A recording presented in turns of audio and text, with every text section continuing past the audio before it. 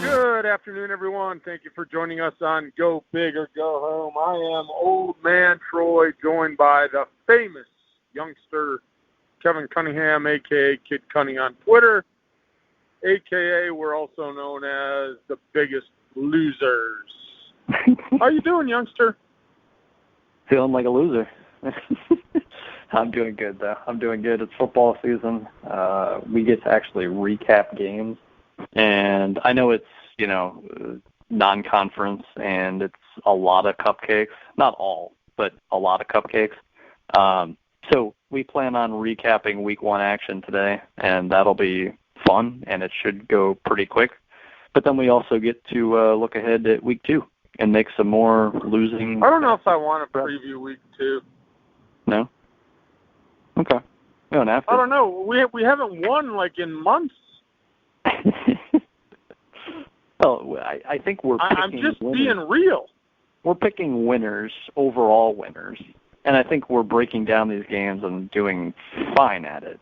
I think that against the spread, whatever we tell you to do, just bet the opposite.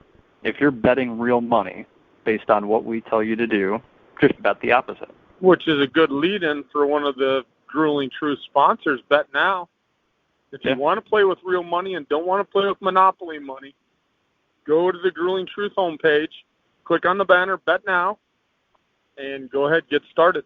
I'm actually registered. I haven't done a bet yet, but I dropped down $50, and I'm going to partake in some NFL action, I believe. College is too tough, though, Kevin. We talked about this.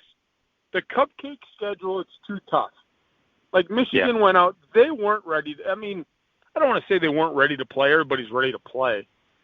Mm-hmm. These teams they're playing, these cupcake games, the team they're playing, this is their Super Bowl. This is their game. And I know there was a coach that kind of pushed it aside. Was it Georgia State who beat Tennessee? Yeah. Whoever beat Tennessee, coach is you know what? I wanted to just strangle him and said, BS. You've been building this up with all your kids this is the game, this is the game, this is the game. And then you downplay it? Come on, dude. No way. You should have just played in the limelight. This was our Super Bowl. This is a huge win. We're on top of the world. Now he's just going to downplay it. He talked trash. He talked trash in the locker room about the SEC, though. He was he said something about how it means more in the SEC, and that's their tagline. And so he was talking to the players about that. He was hype in the locker room. I don't know, publicly, probably not. Well, he's trying to be politically correct, but let's call a spade a spade. Come on, you're Georgia State. Telling me beating Tennessee was not your Super Bowl? Right. Are you going to have another big win like that this year? Probably not. It just irks me. I share stories when I coach. And, Kevin, I was huge underdogs when we were a Division III school, transitioning Division II. I told these kids, this is our championship game. Go out and play like it. I literally said that because it was. We weren't going to the postseason. We needed something to play for, and we needed that just really big win. So I used that as a motivator, and it got the kids up. Most weeks, most games when we were transitioning, we were huge underdogs. Huge. So that's what I'm saying, though, to pick the spread against cupcakes. Right. And the other thing is, players might not play the whole game. Yeah. And you have players trying to get used to other players when you're a dominant team. And it's funny watching social media. And it's just watching all the Michigan, Ohio State fans, Penn State fans, because Penn State looked the best because they had the biggest win. You know what, Kevin, at the end of the day, what's Ohio State's record? They would be 1-0. What's Michigan's record? They're also 1-0. What is Penn State's record? I think they're also 1-0. Yeah. Oh, okay. Now we're about 4 days gone, 3 days gone from the game. And we're gonna go over the game, of course, so we're gonna relive it. But does that game really matter anymore? Right. Does it matter if you won by 1 point or 79 points? I mean, I'm gonna very quickly. No. I'm gonna very quickly, Troy. Once we get into this, go over the top 25, and you'll see how little shakeup there was, and that includes teams winning by 70 compared to teams winning by 10. So. Especially 2 months down the road, once the College Football Playoff Committee looks, are they going to care that Penn State won by 72 points, or if they won by 20? Only if that team, only if that Utah Utah State? Wasn't even Utah. It was Utah State, right? Or Penn State Idaho. Played. I don't even remember who they played. Let me see here. Idaho. Yeah. That's how important that game was to me. Right. Exactly.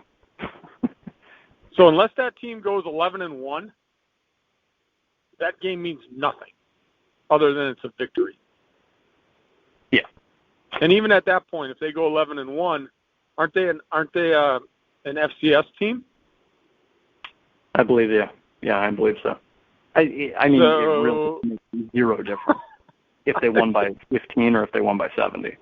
2 months from now, that's not going to happen. Now, if they would have lost, that's a different story. Then you have all the right in the world to talk smack. Correct. Then you can start talking smack.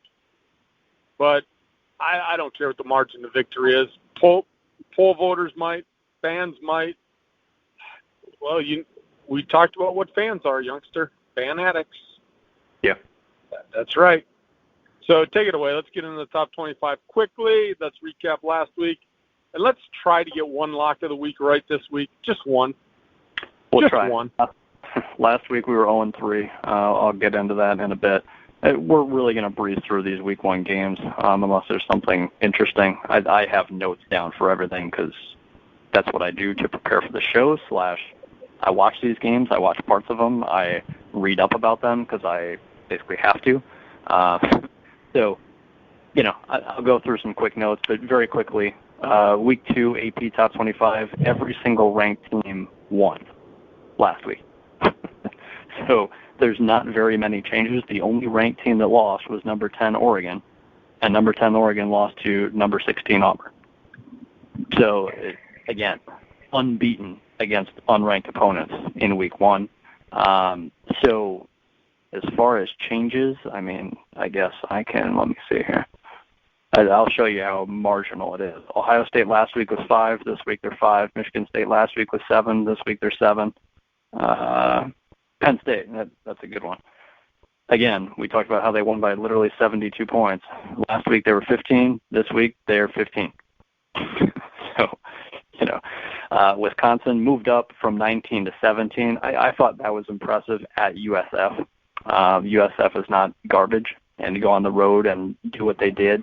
They went on the road and pitched a shutout. Right. They moved up 2 spots. So it was impressive. We'll talk about it when we go over these games. Yeah. So everybody wants to sit here and talk about offense. Michigan gave up points. Ohio State gave up points. Right. Penn State gave up, 7? Correct. So it doesn't matter. I mean, you look at it, so is Wisconsin the best team? Have the best defense in the Big Ten? No, they don't.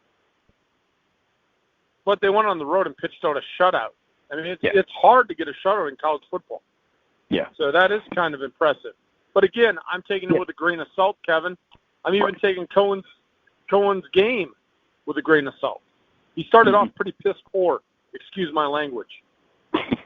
Oh, good. We're fine on this show. Move on. Iowa was 20 a week ago. They're 20 this week. Nebraska was 24 last week, and they're tied for 25th this week.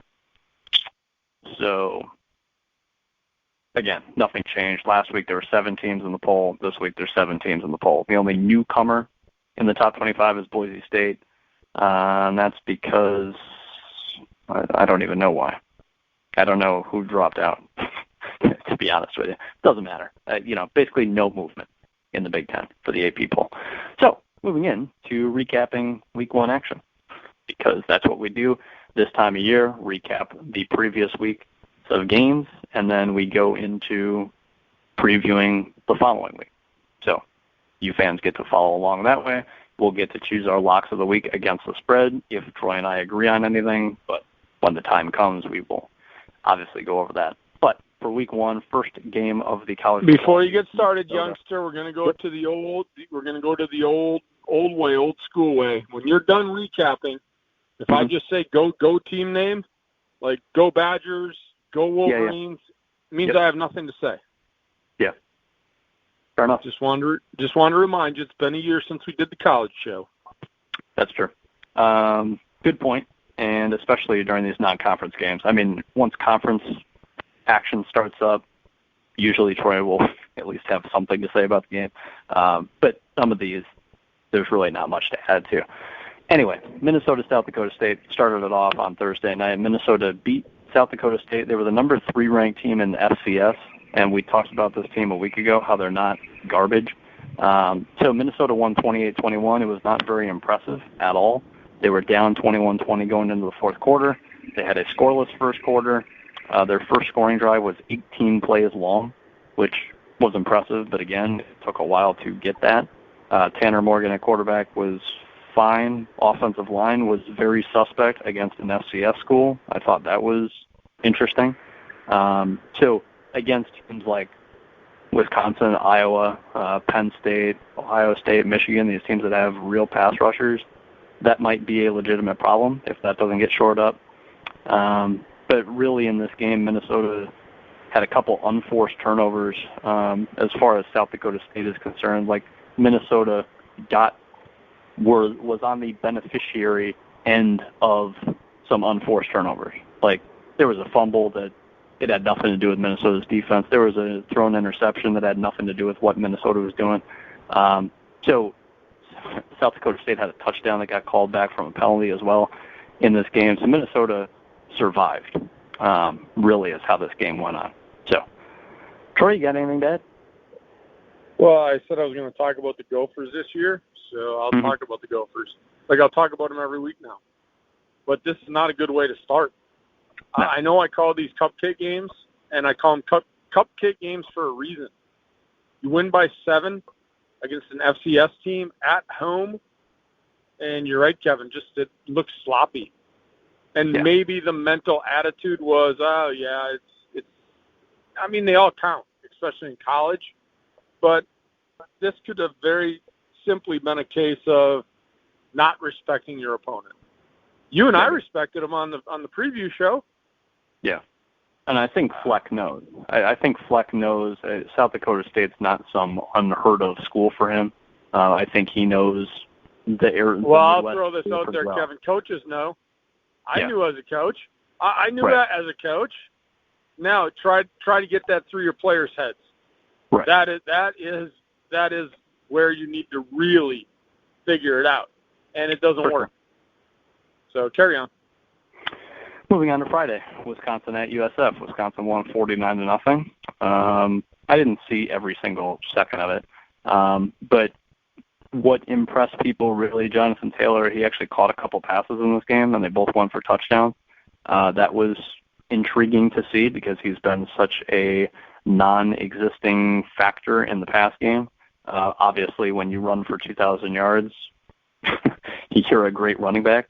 But he hasn't shown much through the air this game. Again, he caught 2 passes, both went for touchdowns.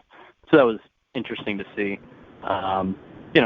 Again, like we talked about before, it's 49-0 at USF. That's impressive. Like you said, Troy, kind of take it with a grain of salt, but I expect this Badgers defense to be better than it was a year ago. It showed up in this game.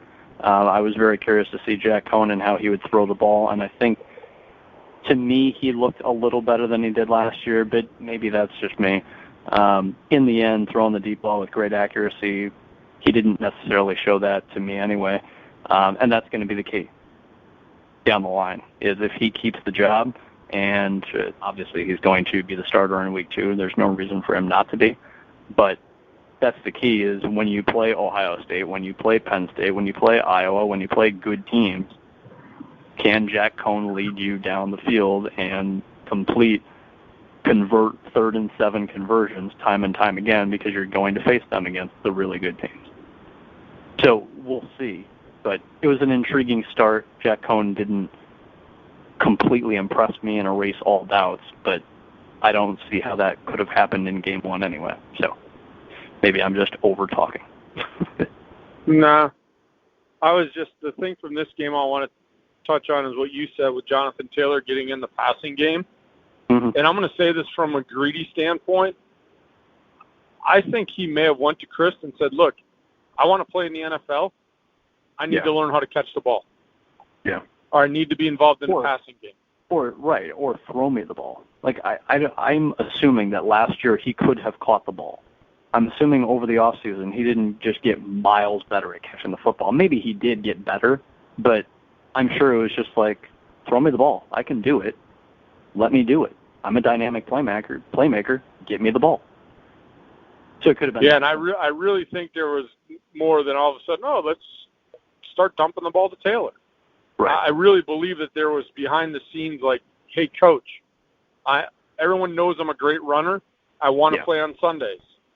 I need to be an all-around back to play in the NFL. And if you look at it, Kevin, we always talk about this. Wisconsin always has good running backs, right? Yep. Melvin Gordon is probably the current one that we've talked about on our other show as he decides to hold out for the big cash. But if you look at Taylor and you look at all the running backs before Gordon, great runners. But they were pounded at Wisconsin, and all they can do in the NFL is run downhill. Other than James White, yeah. That's the only one. So I'm thinking Taylor had something to do with that. Yeah. Like all of a sudden you don't just get him involved because he was like literally null and void in the passing game last year. Now we'll see if it continues. Again, it's against a cupcake, a lot easier to get him the ball in that situation against a lesser opponent. But it was nice to see. All right, carry on. Yeah. I don't remember if, what's his name? I just said his name. James White.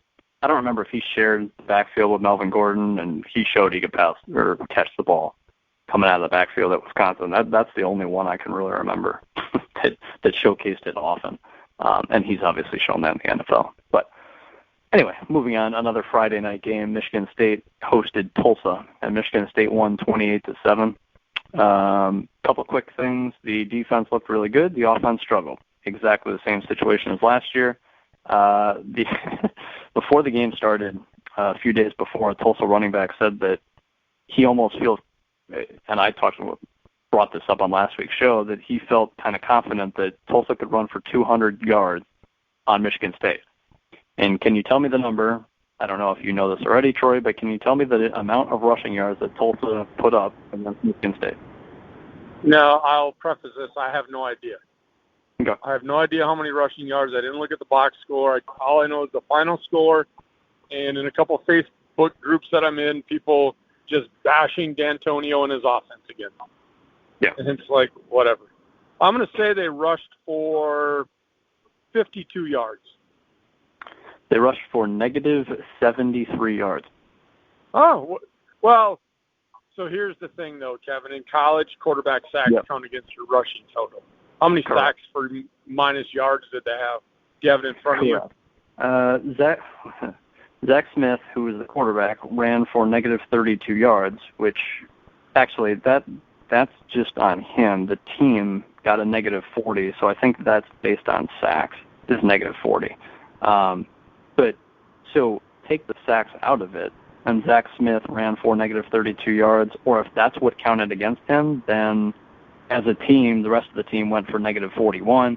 The top two running backs combined for negative 1. So, I mean, regardless. That's close to 200. Yeah. They were literally closer to negative 200. Take the sacks out, take, whatever you want out. The running backs, just the two running backs combined, for closer to negative 200 than they did 200. I mean, it was a joke. So I thought that was hilarious. But like you said, Troy, offensively, that's, they had one offensive touchdown. Michigan State had 4 field goals, 1 safety, 1 fumble return for a touchdown. that made up 21 points, and then you got the one offensive score. So 28. Again, I'm just gonna throw this out there, Kevin. Yeah. Because again, I troll these groups, and I don't comment a lot. I just like to hear what they're saying or see what they're saying for our show. Can we get off D'Antonio? Please. Just please get off him. The guy has done great things at Michigan State. You're going to sit here in game 1 against Tulsa and say, oh, here we go again. Here we go. You know what? It's week 1. If you want to rest your laurels on the results of week 1 and how you look in week 1, then I guess Penn State's a national champ, Kevin. And Michigan's probably going to finish. Michigan will probably finish 3rd. Yeah, Maryland. I mean, Wisconsin will be in the college football playoff. I mean, come on, it's week 1. Right. You have to remember you're putting in new players into a new system. Sometimes it takes a week or 2 to click. Now, if you're talking offensively, a bad showing in the middle of the Big Ten conference, then fine. Bash all you want. If the offense doesn't start to click after 3-4 weeks, fine. Then you're right as a fan to say this offense is not doing anything. But it's one game. You just know how bad this offense was a year ago, and so it's like, all right, home game against Tulsa, let's see what's changed. Oh, look, nothing. Yeah, well, nothing did really change when you look at stats. And you look at it, it wasn't very good. But come on. I mean, you brought it up, Kevin, with Wisconsin. Their defense is supposed to be better. They pitched a shutout on the road. Am I totally sold on Wisconsin Badgers defense? No. Right. Come on. They've got to play Ohio State. They've got to play Michigan. They've got to play Penn State. Yeah. I don't think they have a great defense because they had a shutout in week 1. Right. It was good. They did that, and I understand where the fans are coming from. It's frustrating. But it's one of those things. Have a little bit of patience. Yeah. Have a little bit of patience. And again, if in 3 or 4 weeks we're sitting here talking about a stalled offense, one that's kicking field goals, has to rely on defense, you and I might start bashing it. Yeah. But after one game, no. Again, at the end of the day, Michigan State, 1 win, 0 losses. That's what matters right now. Carry on. Michigan State also lost their starting long snapper. A year ago, they lost like 35 guys to injury, basically. So, starting long snapper out for the year. In comes a freshman walk-on to take on that position. Not that long snapper is as important as some other positions, but you can make the case that a long snapper actually does matter. So, that's just injuries, season-ending injury number 1 for Michigan State there. We'll keep a tab on that. Rutgers against UMass. Rutgers won at home 48-21. They trailed 21-7 in the first quarter, and I was like, oh my God, here we go again. But they outscored UMass 31-0 in the second quarter alone. That obviously propelled them to win. McLean Carter was the starting quarterback. That's something I want to mention because some of these schools did not say who their starting quarterback exactly would be up until kickoff. And so McLean Carter, not Artur Sitkowski. Artur Sitkowski was the freshman that started a year ago, got killed because Rutgers was not good. But this McLean Carter guy is a senior transfer from Texas Tech. And he did well, kind of, against UMass. 340 yards, 2 touchdowns, also threw 3 picks. That's, not good. But he did something, I guess. So, running-wise, Isaiah Pacheco, 20 carries, 156 yards, 4 touchdowns. That's really, if you want to get into the bread and butter of Rutgers football, that's where it is they've got a couple capable running backs. So that's how they are going to pull off an upset, is if they can get things going on the ground and not make mistakes through the air. But Carter, the quarterback, threw 3 picks against UMass. So we'll see exactly how they do going forward. Week 2 will be interesting for Rutgers, actually, to give a little tease there.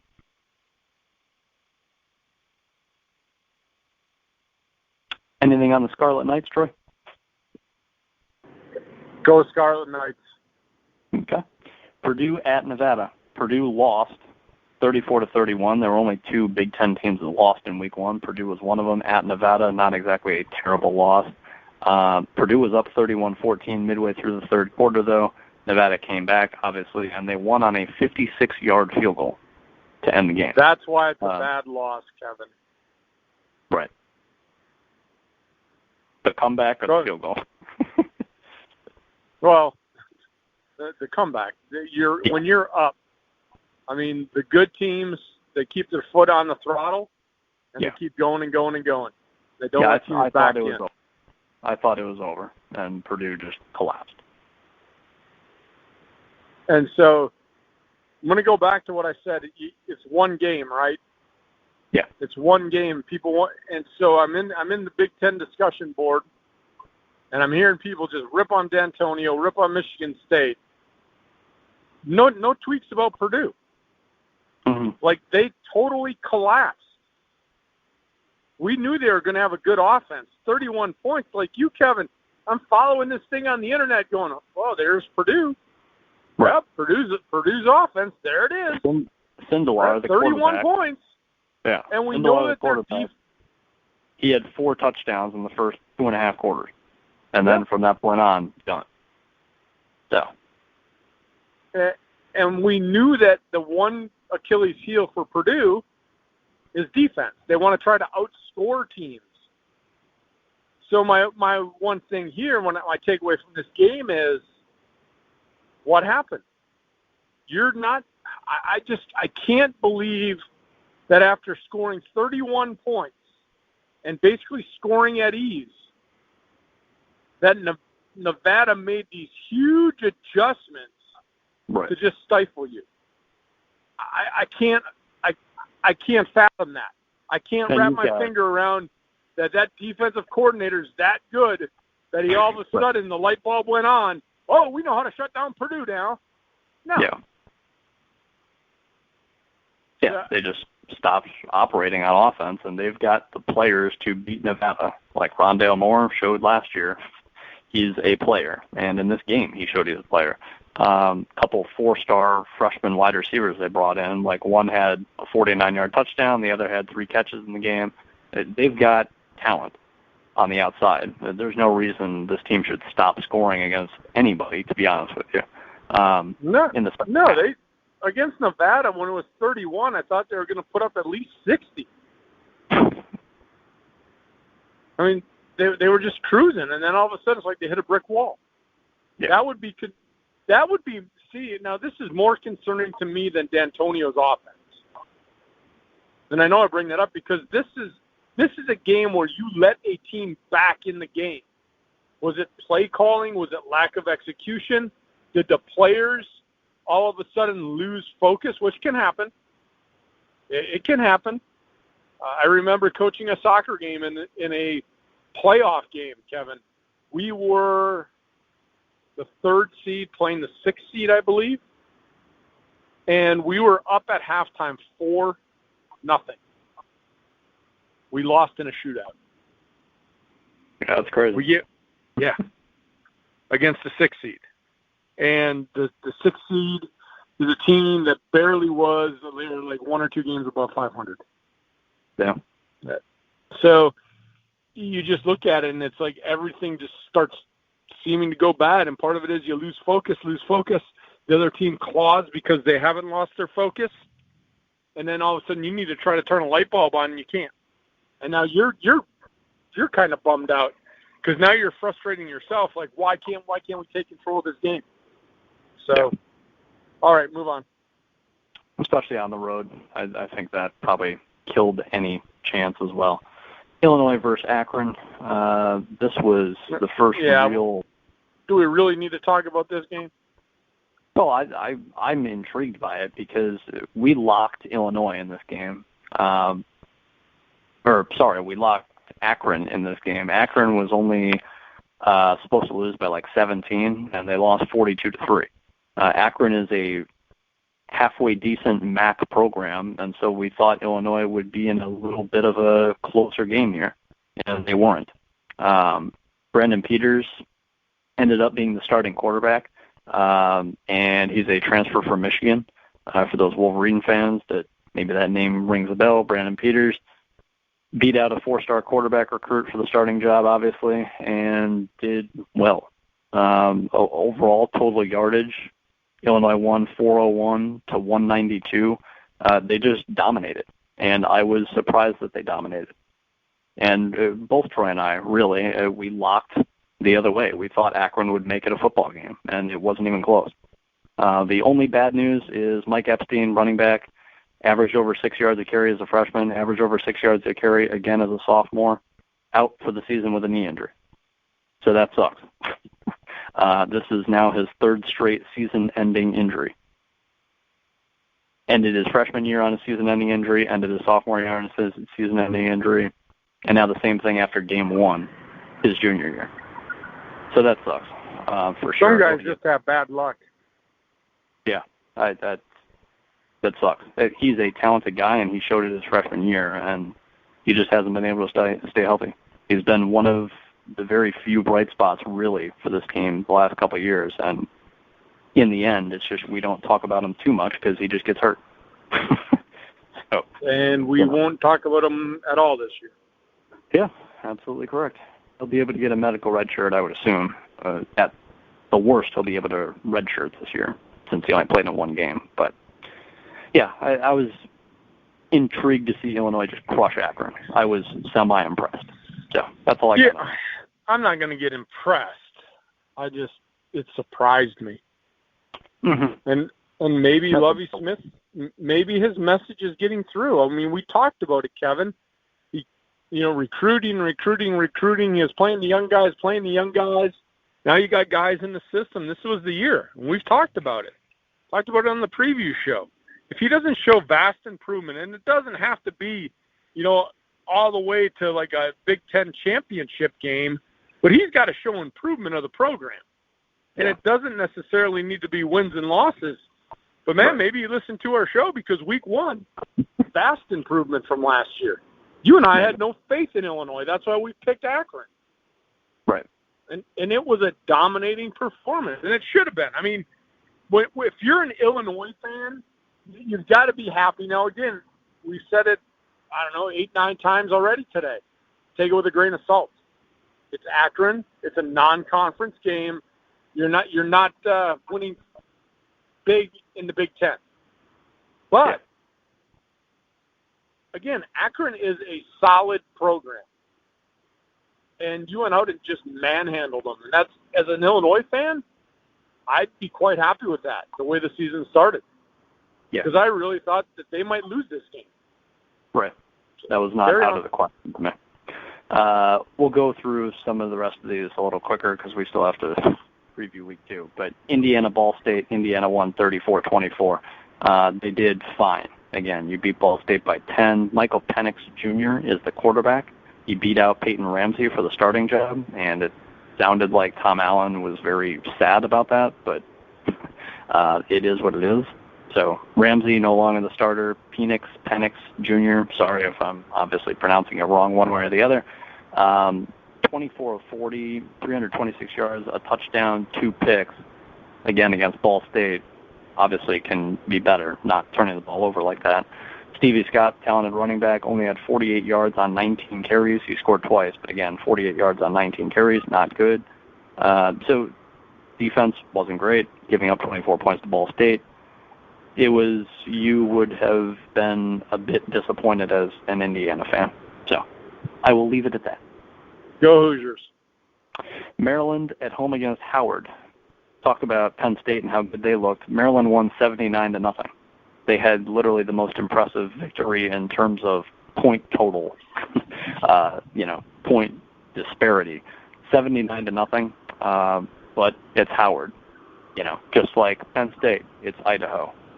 I mean, you're supposed to crush those teams. Maryland won 79-0. Obviously a nice debut for Mike Locksley, but it is what it is.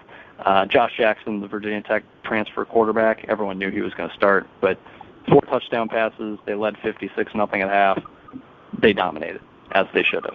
Week 2 will be interesting for Maryland. That's another kind of week 2 teaser. It'll be interesting to see them in week 2. I'll leave it at Go that. Terrapins. Nebraska at home against South Alabama. 35-21, Nebraska won. Offensively, Nebraska did pretty poorly. So they had 3 return touchdowns. I think 1 was defensively and then 2 on special teams, I think, if I remember correctly. Offense scored 14 points against South Alabama, all in the first quarter and a half, I should say. So first quarter and a half of the game, offense scored 14 points. The rest of that, the offense did not score a single point. It was all defense and special teams. Adrian Martinez after the game basically said, I know I played like garbage, and he said his teammates deserve better from him. That's literally what he said. So he's willing to take it on the chin and say he sucked and his teammates deserve better and he needs to play better.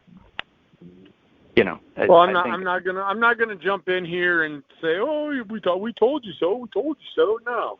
Again, it's week 1. Mm-hmm. You know, I like Martinez. He's a good kid. I think he's a talented quarterback. Again, sometimes you're out there. Now it's year 2 for Frost. Maybe trying to implement some new things, get some new guys in this system. You know, I don't think they underestimated the opponent. But South Alabama against Nebraska, again, that's their championship game. Right. They're going to give you everything they got. Yeah. Apparently South Alabama's got a pretty good defense. I might have to follow them a little bit. Well, the thing is, Kevin, we thought Nebraska would have, I don't want to say a potent offense, but a good one. I would. Yeah. Yeah. They should be explosive. They were explosive a year ago, so they should be explosive this year with the same quarterback a year older. So when I look at that, I'm like, well, maybe South Alabama has that good of a defense. And we don't know. I mean, when's the next time we're going to talk about South Alabama? Never. Right. Right. What did we know about South Alabama coming into this game? Not a thing. Yeah. So maybe their defense is better than we thought. Yeah. But again, I'm not going to sit here after week 1 and say, oh, I told you so. Nebraska struggled in week 1. Oh, ho, ho. No, they're 1-0. Yeah. They've got the same record as, 11 other Big Ten teams? Right. No, I think that's a good way to look at it, realistically. There we go. Carry on. Yeah. Ohio State versus FAU, I saw every second of this, because especially since I'm a Buckeye fan. It was also before my work shift, so that helped. Also, Troy and I locked Ohio State minus 27.5, and they won by 24. So that was our second lost lock of the week. They were up 28-0 after the first 8 minutes of the game. 8 minutes in, they were up 28-0. They were on pace to win by basically 200. I mean, not really exaggerating there. Obviously, you knew it would slow down. You didn't know it would slow down that much. They led 35-6 going into the fourth quarter. So again, the next quarter and a half, they outscored FAU 7-6. People were talking really about like, oh, Justin Fields, and maybe you just look at the stat line, you didn't watch the game, and you say Justin Fields 4 touchdowns coming out of the gate, highlight after highlight, 18-25, 230 yards, 4 touchdowns, no picks, ran for 60 yards, ran for a touchdown, and you think all is amazing, but again, after the first 8 minutes, they stalled big time. So I, as an Ohio State fan, was a bit disappointed. Defensively, again, they played really well. They held them to 6 points in the first 3 quarters. And, FAU got some garbage time touchdowns. But Ohio State's offense, Justin Fields, did not look that unbelievable as opposed to what some people may be saying. Again, he looked really good. It's his first career college start. He is a redshirt sophomore. Because people look at stat lines, youngster.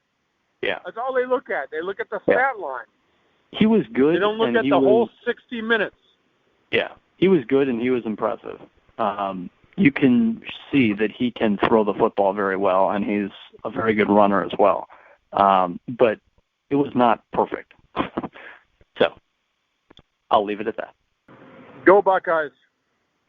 Penn State versus Idaho. Penn State won 79-7. Go Penn State.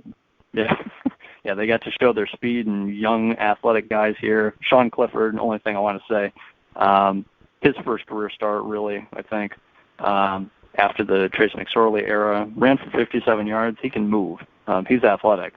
And also can throw the ball through for 280 yards, 2 touchdowns, but it's Idaho. So take from it what you will, but John Clifford is mobile too. That's, if there's really one thing you want to take, it's that Sean Clifford played okay, and it helps to have some escapability.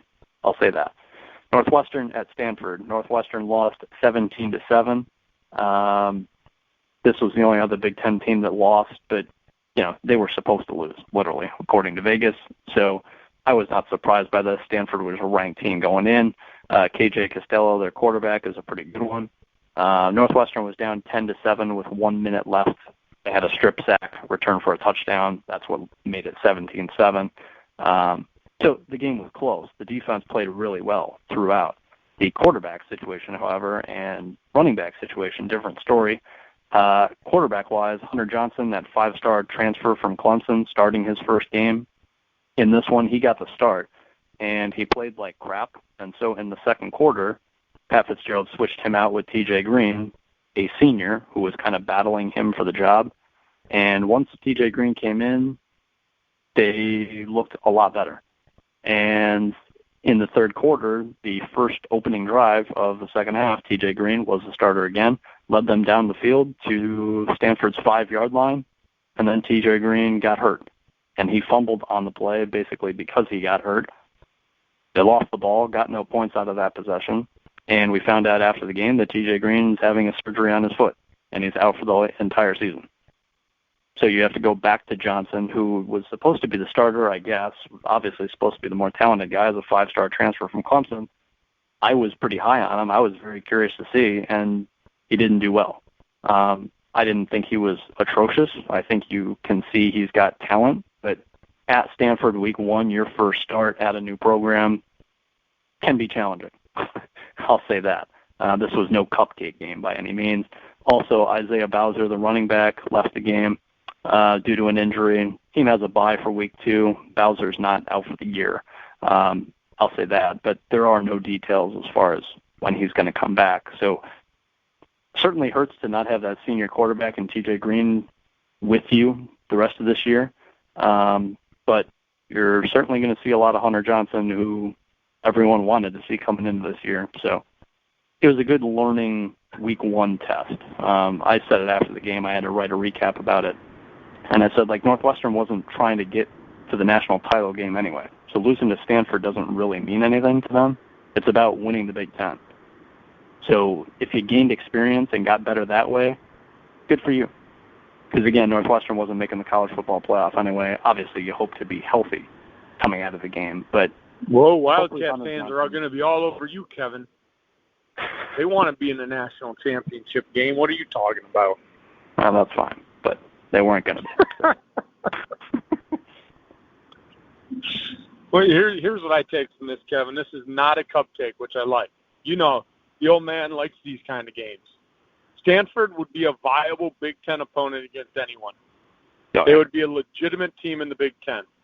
And so Northwestern stacked up against them with poor quarterback play. Have a quarterback, though, that does have talent, and you brought it up, new program. How long has he been in the Northwestern program? Spring practice? No, he actually redshirted a year ago. So he transferred a year ago. He had 1 year in the program. Yeah. So now it's your first go around. You got the jersey on. It's live. Maybe a little butterflies, getting used to it. Oh, I'm sure. Again, it's game 1. But you hung in there with Stanford, a ranked team.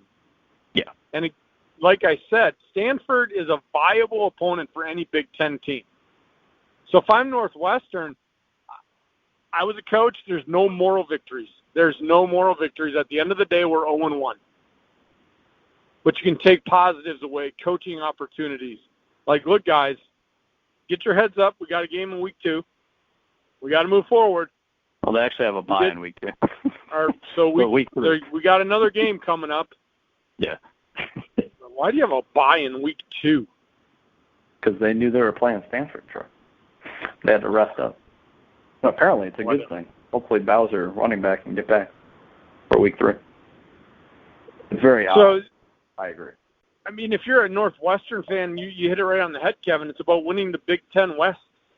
Yeah. That's what it's about, and getting to the Big Ten championship game. Yeah. Go Wildcats. Defensively, nice job. Offensively, not so much. That's a very quick way to recap it. Iowa at home against Miami of Ohio. Iowa won 38-14. They were only up 10-7 at half. Obviously, the second half, they broke away. Nate Stanley, 21-30, 252 yards, 3 touchdowns. Makai Sargent, 14 carries, 91 yards, a touchdown. Also led the team in receiving, 4 receptions, 65 yards. Nice running back he got there. Nate Stanley did his thing. It was against Miami of Ohio. It took some time for Iowa to wake up. Eventually they did. They ended up winning by 24. There's my brief recap. Go Hawkeyes. Michigan, last game. Michigan at home against Middle Tennessee. Michigan won 40-21, but we also lost that lock of the week. They were favored by 30. They won by 19. They were up 27-14 at half, and then they won the second half 13-7. The offense obviously showed flashes, but it wasn't as good as you may think 40 points on the scoreboard may indicate. Shea Patterson, 17-29, 203 yards, 3 touchdowns. He played well. He just didn't play as unbelievably as all the spring reports were saying and how the offense was going. Oh, my God. He pooed to bed, Kevin. He pooed to bed. He didn't meet expectations in game 1. Michigan didn't put up 70. Oh, my God. He looked like crap. This is stuff coming out of the discussion board. Oh, yeah. That was the expectation, was for them to have this high-flying offense, be up-tempo, and just overwhelm teams with their athletes, and they just didn't Well, you and I thought they were going to. Right. But we're not sitting here bashing them today. Yeah. But again, it's only week 1. It's a new offensive system, literally. So, might take some time to adjust. And they were also without their top wide receiver, Donovan Peoples-Jones. He was out of this game with an injury. It's not something long-term, but it's just something he's been dealing with in the spring. So they were not at full strength 100% either. Not to make excuses, but again, it's week 1. You still scored 40. It just wasn't as sexy as people were hoping for, really. Oh, yeah. All right, let's move on and preview week 2. See if we can get a lock of the week. We'll see. Ohio State at home against Cincinnati. Cincinnati's head coach is Luke Fickell, who spent 16 years at Ohio State. He played at Ohio State. He was an interim head coach for a little bit. Ohio State is favored by 16. Cincinnati is not a garbage program.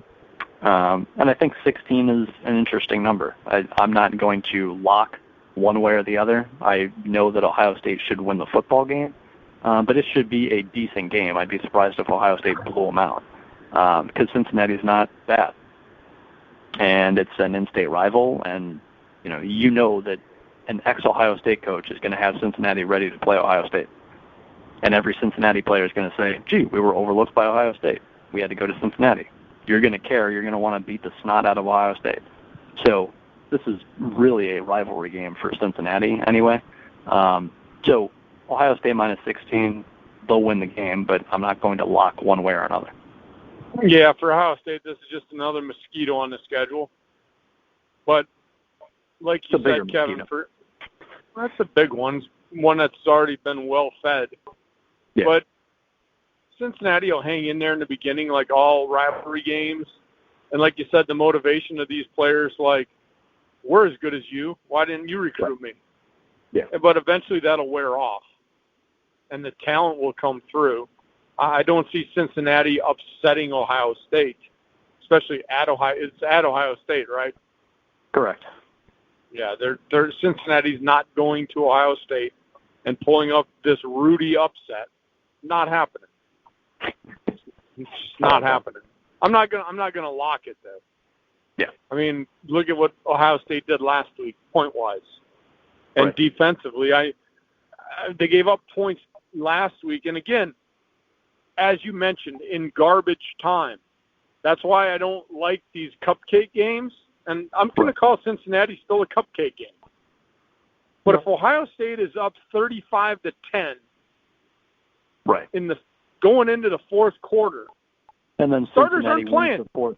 Yeah, and then Cincinnati wins the fourth quarter 10-0, and it's 35-20 Or 14 at the end of the game. to 3 or something like that, and boom, Right. your spread is gone. Exactly. So Exactly. no, I'm not locking this game. Ohio State, like I said, it'll be competitive in the beginning. I'd like to watch maybe the first quarter, because eventually the adrenaline and all of that, hype, rah rah, hype will wear off. Right. You and I both been there as players, Kevin. You get hyped up, the adrenaline's there. Yeah, we can play with these guys. Then bam, Ohio State knocks one down your throat. Now it's 21-3. Right. Oh, okay, maybe we're not as good. Yeah. Let's go play now. And it changes that quick. All right, carry on. Michigan at home against Army. Army a year ago, I think, went 11-2. They lost to Duke, who had, Daniel Jones, who's on the Giants now, and they also lost at Oklahoma in overtime. So last year, Army was pretty damn good, and this year they've been on the outside looking in of the top 25. They get votes. Weren't they they were in the preseason poll, weren't they? They were getting votes. They're getting votes. Yeah. Same case this week. So they're a hard triple option offense to defend. They are a good team. They're better than what you think Army would be. So I've been intrigued for this game for quite a while. Especially Michigan's new look offense, and the defense lost a bunch of talented guys. I think this is going to be interesting. Take a guess at how much Michigan is favored by at home, Troy. Michigan at home, I'm going to say 15.5. 23.5. That's too much. I agree. I would lock Army. Well, I mean, here's the thing. If you're playing, like I said, if you don't want to play with Monopoly money and you actually want to use real money, use your real money, go to the Grueling Truth homepage, click on Bet Now, and you can get it. You can get into it. So, like I said, Kevin, 23.5 is too much. But could Michigan beat Army by 24? Yes, they could. Oh yeah. Because it's at Michigan. If it was at Army and they were favored by 23.5, I'd probably take Army in the points. But I'm not. I would not take Army in the points at Ann Arbor. No way. Okay. All right. I was willing to. Troy was not. Fair enough. I think it's going to be a very interesting game. But you're right. Michigan has the better athletes. They could very easily blow past them. And I'll throw my human nature into this, Kevin. You don't think that all these Michigan players are seeing the same thing that I'm seeing in these Big Ten discussion boards? You suck. You only beat Middle Tennessee by 20-some points. You guys suck. The offense is good. But if I'm Army, I'm trying to keep that Michigan offense on the sideline. The problem is Michigan's got one heck of a defense. So you may not be able to sustain long drives. And the other problem here, Kevin, if Michigan gets up by 14 or 17, right, Army's not built to come back. They're not built to come back from a big deficit. Yep. That's why I wouldn't take the points.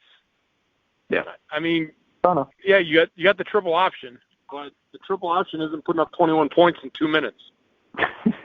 It shouldn't. So, moving on. Iowa at home against Rutgers.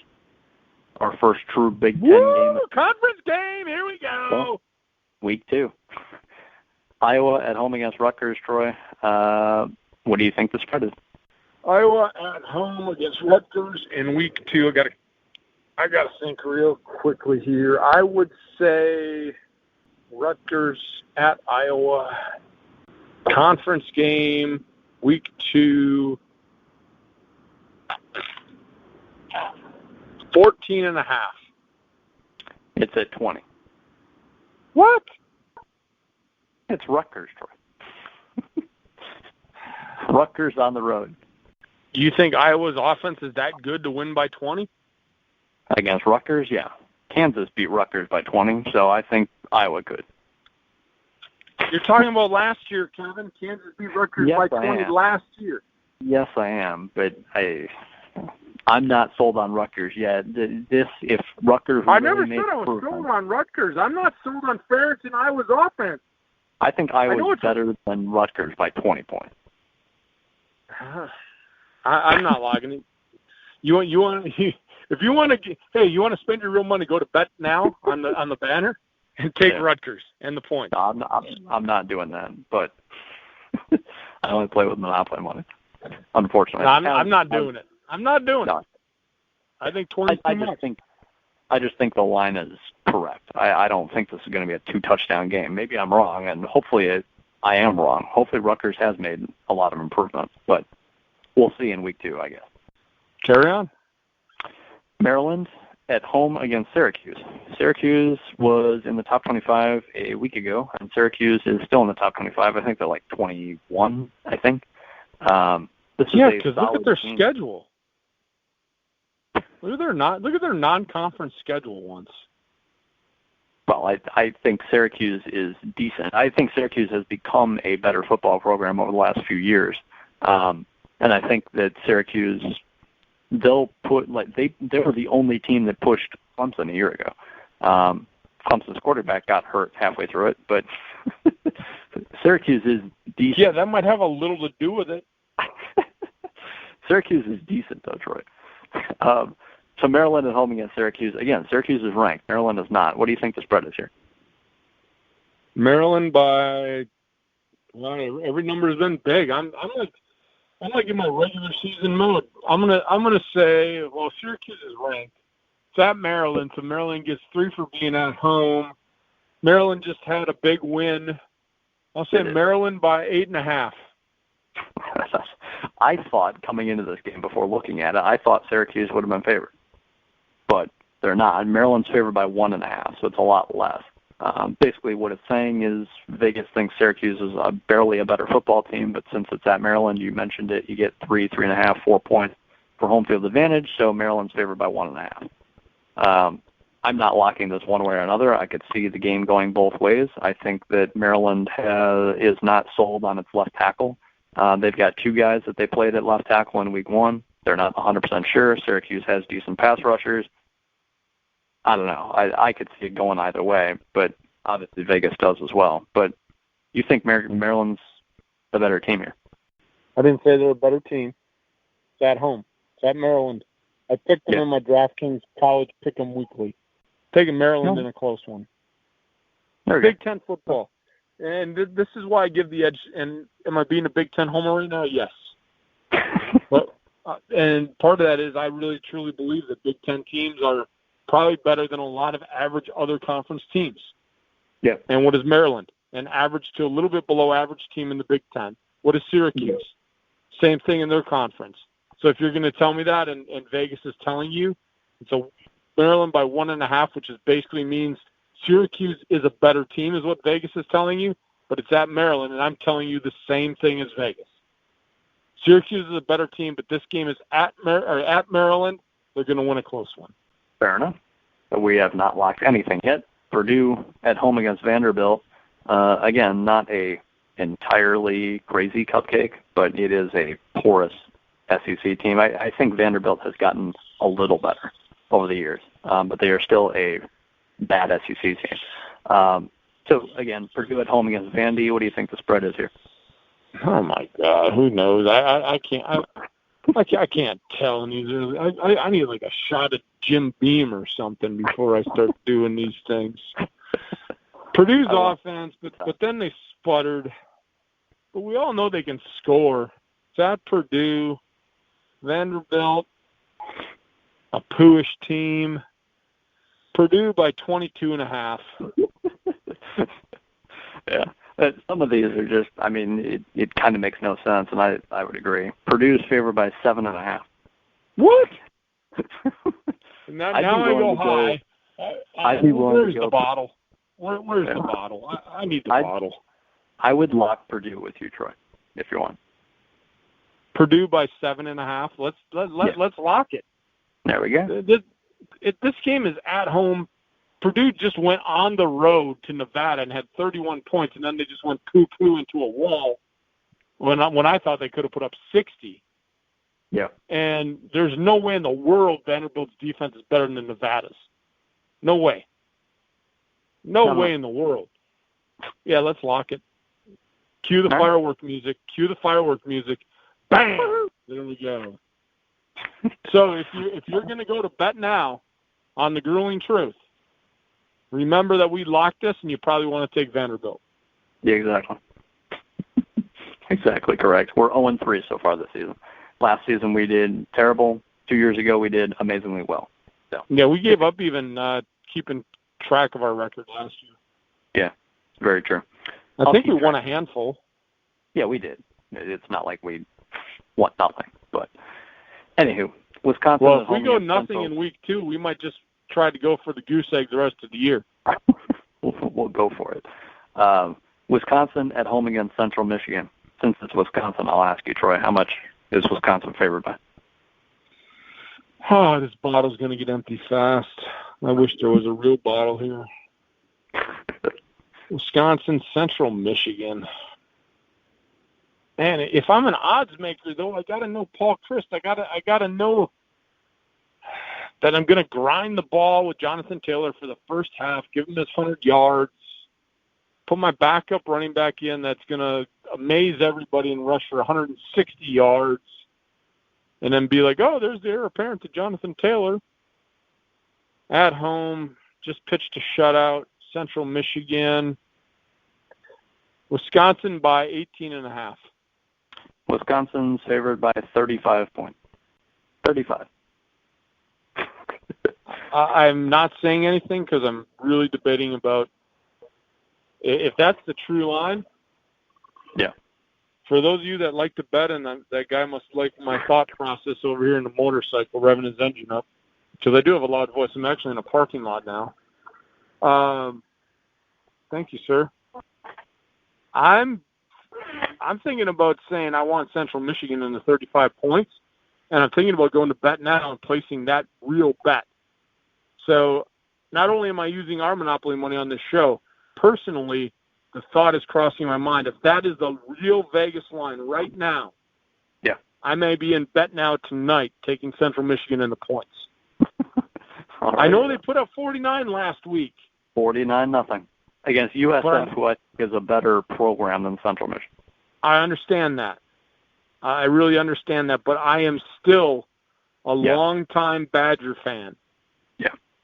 And I've seen them struggle against the likes of Northern Illinois at home.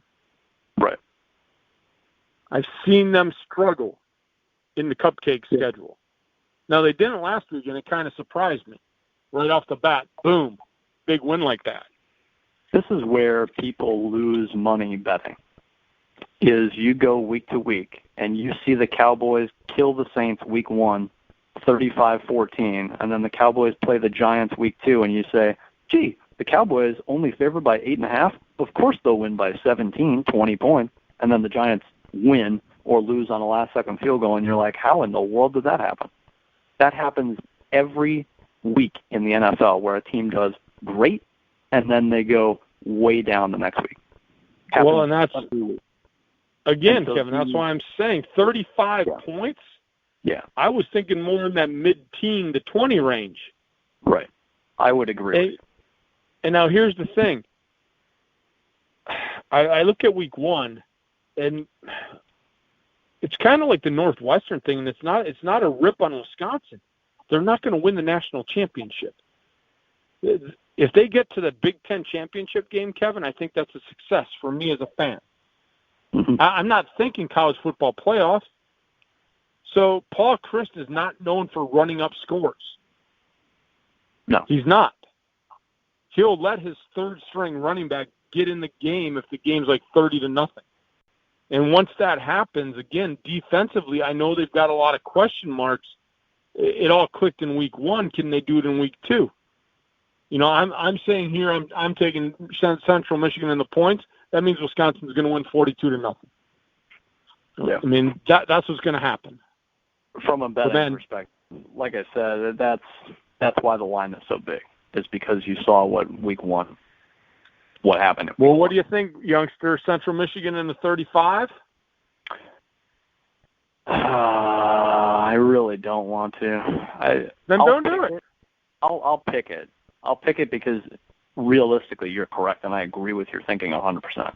So I will pick it. And if we're both wrong on this and Wisconsin blows out Central Michigan, then I think there is something to Wisconsin being able to ground and pound teams, and their defense, my voice is going nuts, and their defense being able to do what it did 2 years ago, 3 years ago, 4 years ago, and that's being a top 10 real defense that can just crush teams.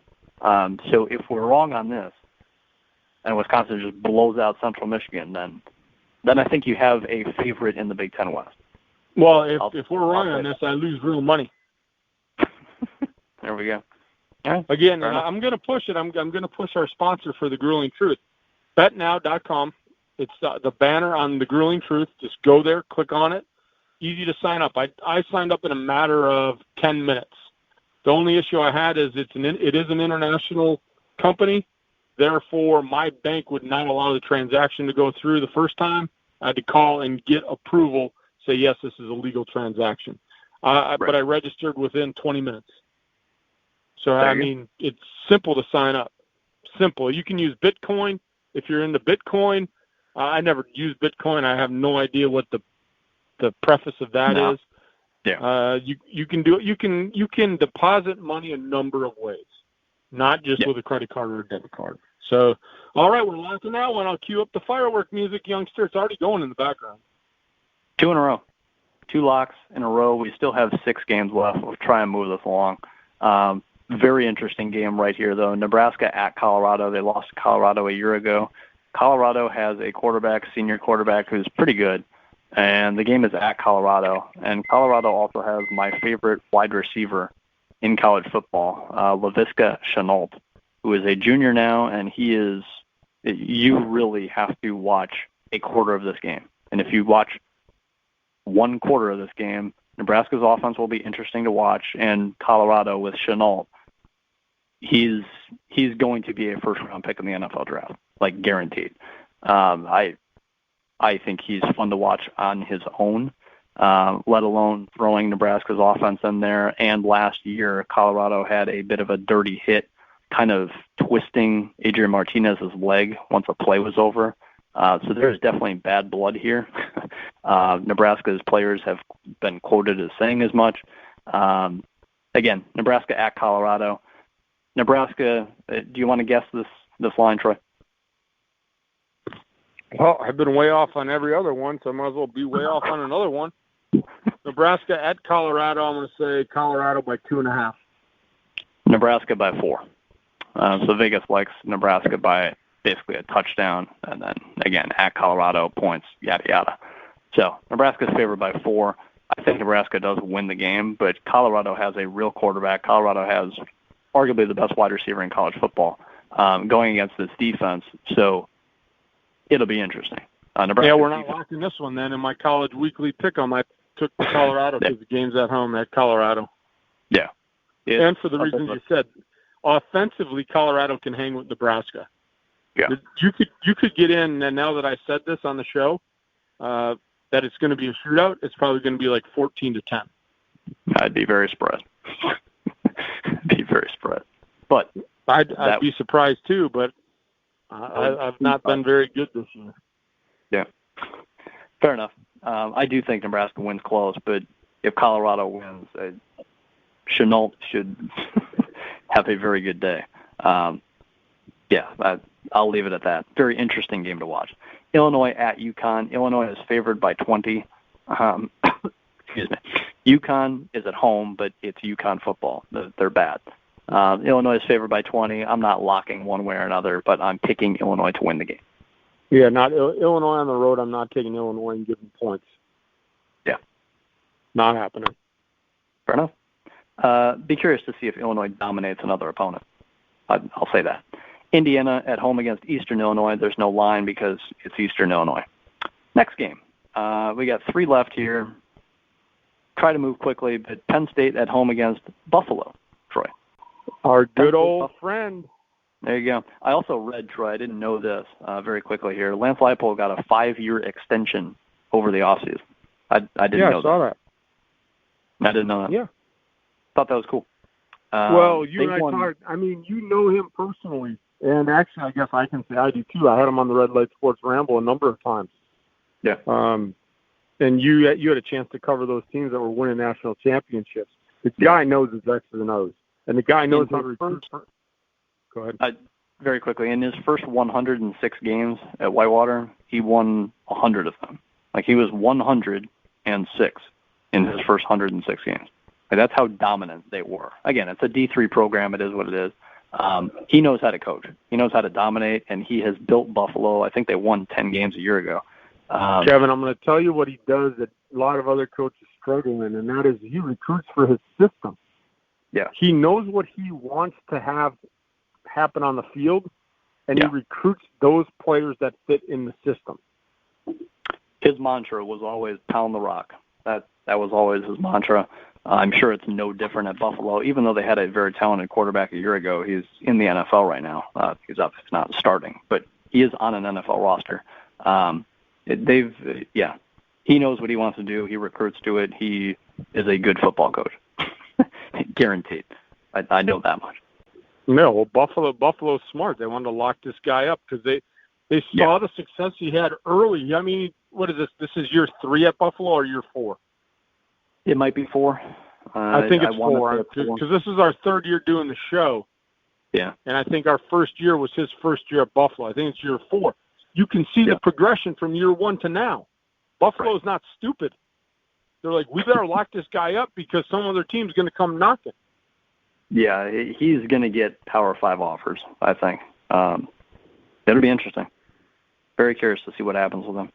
I don't think they go to Penn State and win, though. No. Penn State's favored by 30.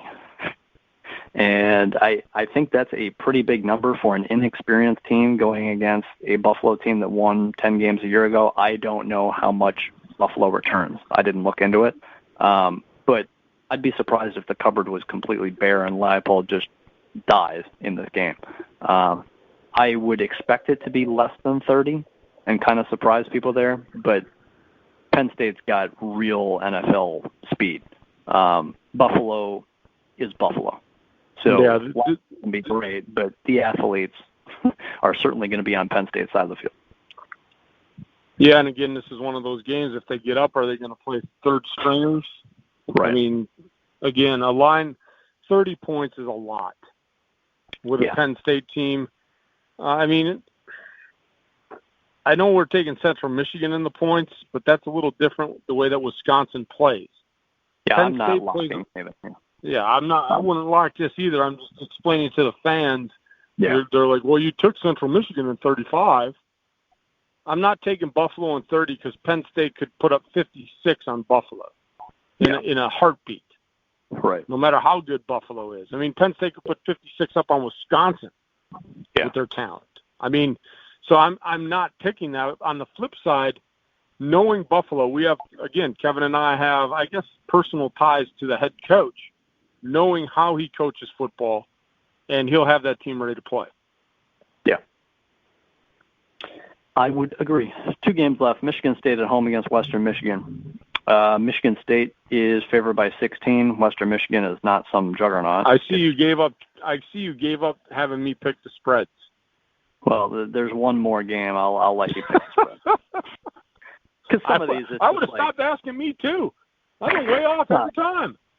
Now, some of these, it's just like whatever. Like Illinois at UConn, who cares? For like the new listeners, I got to tell you, you must think I'm like some kind of moron. But the youngster will vouch for you. When we get into the regular season and we start talking Big Ten football, I'm pretty dead on with the lines. Yeah, you do well. Now these cupcakes, though, I don't know what the hell's going on. I usually do well guessing these as well, but I have to, really, I've got the computer in front of me, so I look up these lines and, do it that way for this show. But so I can't really guess them since I know them. But yeah, Troy and I know what we're talking about, and these cupcake games, who knows what the betting public is thinking on these for some of them. But yeah, Michigan State's favored by 16. I'm not going to break this down any which way, but it'll be interesting to see what Michigan State's offense can do since they've struggled for over a year now. So I'll leave it at that. They should win the football. This will be a game where I hope people bet against Michigan State in the points. Right. Give the point. Yeah, and then D'Antonio just pulls a fast one, and they put up 56. Right. Yeah, Michigan State's going to win. I'm not going to lock this game though, Kevin. Yeah. Last game of week 2, Minnesota at Fresno State. Fresno State is not what it has been when it's had its really good teams. I know that much. This team's not one of those fringe top 25 Fresno State type teams. This is more of what you're probably traditionally used to Fresno State being. But Minnesota at Fresno State, what's the line here, Troy? Oh, Minnesota at. And they just struggled. But Vegas people will be looking at that. Minnesota at Fresno State. Minnesota, Big Ten team, traveling. Minnesota by 16.5. Minnesota -3 is the spread. So Vegas not giving Minnesota much love there. I think Minnesota wins by more than 3. I think they have one of those bounce-back games. I think the line is induced by what happened in week 1 where it's like, hey, Minnesota beat an FCS school by 7. What can they do on the road against Fresno State? Should be a very close game. I don't think so. I think Minnesota steps up. I will say this, that the offensive line looked terrible against an FCS school. So if that is the case, yeah, it might be a field goal game. They might lose the game. I don't know. Maybe we have overhyped Minnesota and their offensive line is a real issue. I don't know. But maybe the old man should stop talking about Minnesota again. Maybe. We'll find out in this game how bad that offensive line is, I think. So we'll see. I'm not going to lock one way or another, but I'm with you. I think Minnesota should win the game. Yeah, well, so now I'm saying I said 16.5, so I think Minnesota's going to win by double digits. Right. You would lock it. I would not, only because the offensive line it was pretty bad against South Dakota State. All right, youngster. That's it, huh? Another one in the books? That's it. 2 locks of the week. Right. We've got Purdue -7.5 against Vandy, and we've got Central Michigan +35 against Wisconsin. Whew. There we go. All right, folks. So, again, the youngster and I bet with Monopoly money. I am going to bet real money on Central Michigan, though. And if you want to bet real money with me, go to Bet Now, go to the Grueling Truth homepage, click on the banner, sign up, and go from there, my friends. Yep. All right, youngster, we got other shows to do this week. Let the listeners know where they can find those other shows. On Twitter, @YoungsterOldMan, Facebook.com/YoungsterOldMan, YoungsterOldMan.home.blog. There you go. Social media, check out @YoungsterOldMan. Or if you want to get even more adventures, @TroyRobert967 is me personally. And then, of course, the youngster, as I said in the intro, @KidSunny. Hope you enjoyed the show today, everybody. We'll get back at you next week. Same place, same time.